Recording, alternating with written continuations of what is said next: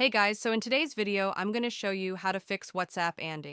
So if you update your iPhone to the latest, and you notice your WhatsApp is hanging a little bit, here's a quick tutorial guide on how to fix that.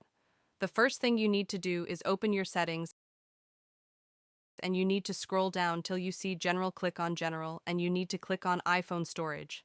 So once you click on iPhone Storage, you need to look for WhatsApp. So guys, can you see this is my WhatsApp right here? So just look for your WhatsApp and you need to upload the WhatsApp application. So if you delete the app, it's going to lose all the information on your WhatsApp. But if you upload it, it is going to see the document and data. So just upload it and you need to reinstall the app. So once you reinstall it, it's going to keep all your informations and your WhatsApp will stop hanging or freezing. So if you have any question, drop it in the comments down below and don't forget to like, share, and subscribe to my channel.